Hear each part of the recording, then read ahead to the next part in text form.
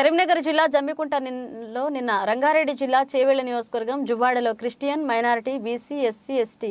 మైనారిటీల మీద ఆర్ఎస్ఎస్ కాంగ్రెస్ గూండాలు దాడి చేయగా వారిని పరామర్శించడానికి బీఎస్పీ రాష్ట్ర అధ్యక్షులు డాక్టర్ ఆర్ఎస్ ప్రవీణ్ కుమార్ వెళ్లారు. ఆర్ఎస్పీ ప్రభుత్వం నిరంకుశంగా Praveen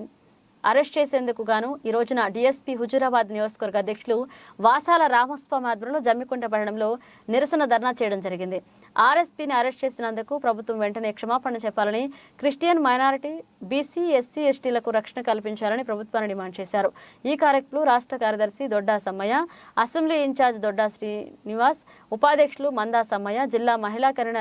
Mididoddi Swapna, district EC member Pullala Naresh, Jammikunta మండల అధ్యక్షులు పంజాల దిలీప్ గౌడ్, మండల ఉపాధ్యక్షులు మేక మల్లాగ వెంకటేష్, రంజిత్, ప్రధాన కార్యదర్శి రమేష్ తదితరులు పాల్గొన్నారు. జిల్లా చేవెళ్ల కాన్స్టిట్యున్సీలో ఒక క్రిస్టియన్ మైనారిటీ వర్గాలను ఆర్ఎస్ఎస్ గుండాలు, కాంగ్రెస్ గుండాలు కావాల్సుకొని కక్షగట్టి పగబట్టి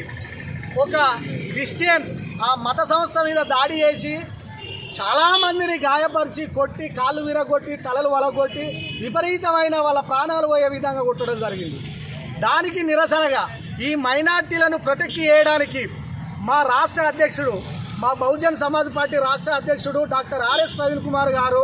వాళ్ళను పరామర్శించడానికి నిన్న జన్వాడకు పోతే అక్కడ ఆర్ఎస్ఎస్ గుండాలకు, కాంగ్రెస్ గుండాలకు మద్దతుగా అక్కడ పోలీసు వాళ్ళు మా డాక్టర్ ఆర్ఎస్ ప్రవీణ్ కుమార్ గారిని అరెస్ట్ చేసి నిన్న